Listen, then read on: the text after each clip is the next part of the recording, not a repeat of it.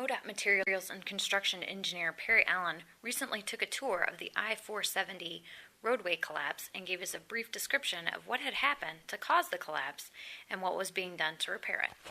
We have found that water has infiltrated, has gotten into the deep parts of our fill that holds this roadway up.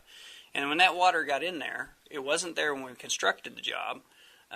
It had acted as a lubricant, and the large mass of rock that was holding up the pavement actually started sliding on that water. And that's, of course, led to a slide.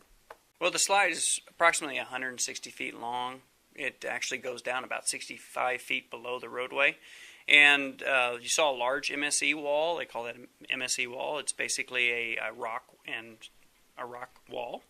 It is that the slide happened underneath that wall, and the wall and the slide took the wall downhill away from the roadway, and the roadway dropped off from underneath it.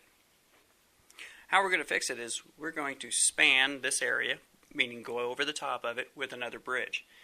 The bridge that is currently there is just fine, but we're going to connect onto it and extend that bridge further to the east and go right over the top of this area. Since I said the problem is 65 feet down, it would take a significant amount of time and work to get down there to stabilize that area, so we felt the best option, the fastest, safest, and most economical option that ties all of the costs of losing this roadway for this period of time would be to extend the bridge. And so that's what we're going to do.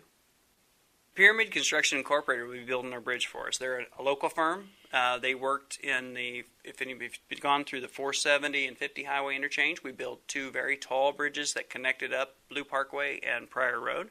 They were the contractor that just completed that project and did a fine job.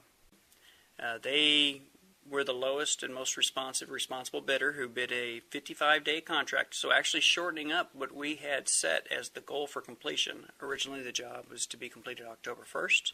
Now they've actually moved the target date up to September 15th. They bid that job at $4.46 million with a $40,000 a day, either an incentive for completing early up to a maximum of $1 million, or $40,000 a day of disincentive if they happen to go past their September 15th completion date. To find out more information about this project and all of MoDOT's projects that are under construction, please go to www.modot.org/KC.